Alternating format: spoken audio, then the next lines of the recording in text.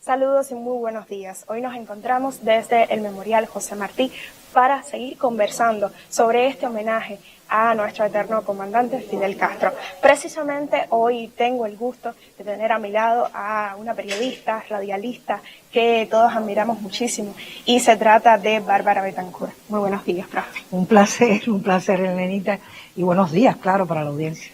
Profe, hace pocos días tuve la oportunidad de compartir con periodistas profesionales también jóvenes y contar sus experiencias junto al comandante, sus experiencias en la cobertura informativa de distintos eventos, distintos escenarios, por supuesto. Coménteme, profe, cuando se habla de Fidel, ¿qué usted recuerda? Recuerdo todo, porque Fidel era un libro de enseñanzas y sobre todo lo recuerdo y me lleno de sentimientos. Me encanta hablar de Fidel, porque yo creo, es la manera que yo he encontrado de seguirlo sintiendo vivo. Y yo creo que soy de las personas que, por el privilegio de la profesión, lo pude tener cerca, que tengo la responsabilidad de seguir dándolo a conocer, de que la gente, sobre todo los muchachos más jóvenes, tú, ya cuando tú empezaste a tener conciencia de las cosas, ya Fidel no estaba en el ejercicio de sus mandatos oficiales, porque líder lo sigue siendo hoy, pero los jóvenes tienen que conocerlo. Y yo creo que hablar de Fidel, narrar nuestras experiencias, lo acercamos su conocimiento a los muchachos y enseñamos que de alguna manera no solo lo respeten, sino también lo quieran y lo sigan sintiendo vivo, porque Fidel sigue siendo inexorablemente el guía de este país. Y yo creo que es el sumum para muchos periodistas en mi época, cuando Fidel estaba en ejercicio, llegar a acompañarlo en una cobertura, lo mismo en Cuba que fuera de Cuba, porque además de poder disfrutar de la grandeza que irradiaba, la admiración que inspiraba y el respeto que inspiraba en los demás, no importa la latitud, no importa la idiosincrasia, no importaba el idioma, Fidel llegaba y era algo extraordinario. Yo recuerdo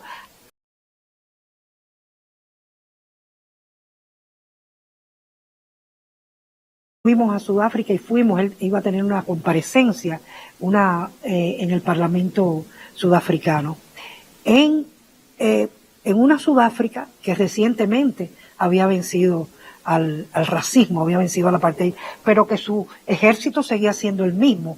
Esos ejércitos contra los que tropas cubanas combatieron y sabían que estaban liderados por Fidel, y cómo aquellos militares les rindieron honores al comandante, y cómo aquel parlamento se convirtió en un coro y cantaban en chona, en lengua de ellos, Fidel Castro. Es algo extraordinario, es de las coberturas de esas que a uno se le quedan para toda la vida.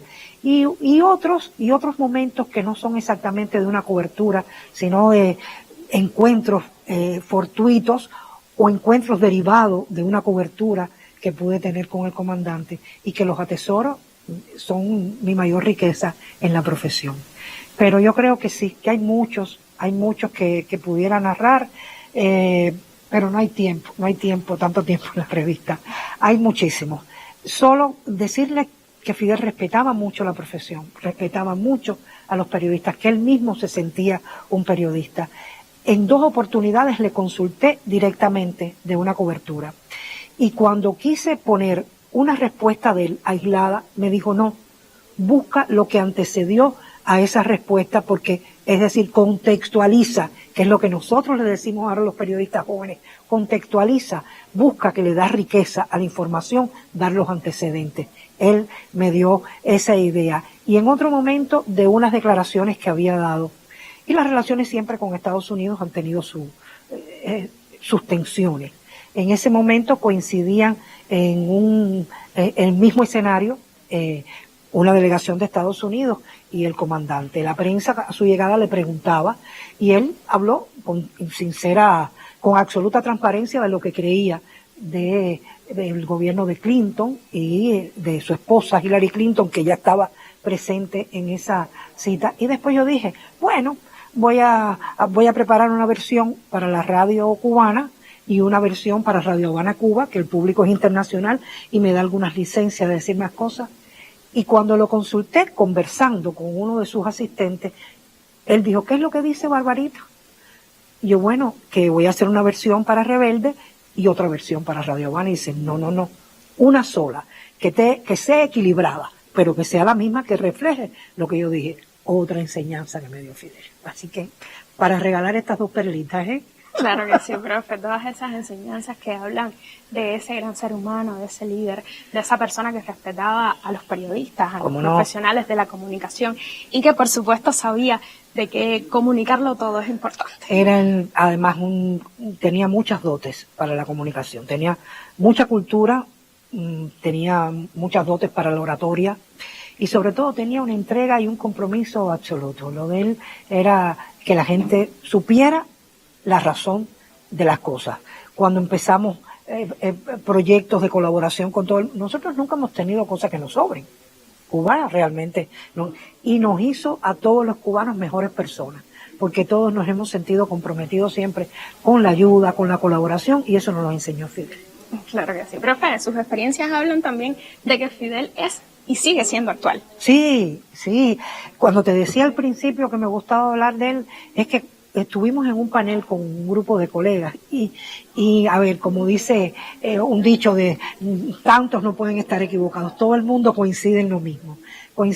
El legado de Fidel es muy fuerte, no solo por las realizaciones materiales, los resultados que pudieron lograrse en su momento. Es sobre todo por la impronta humana que le puso a cada una de sus obras. La batalla de ideas, que tú lo dices y parece un concepto político, porque lo fue, devino después una batalla política. ¿Por qué empezó? Por la batalla por un niño, por Elian, por el regreso de Elian. Entonces, por los 5, que sí era un tema político, pero no dejaba de ser un drama humano para cada uno de esos familiares que tenían a sus hijos o esposos lejos, encarcelados además injustamente.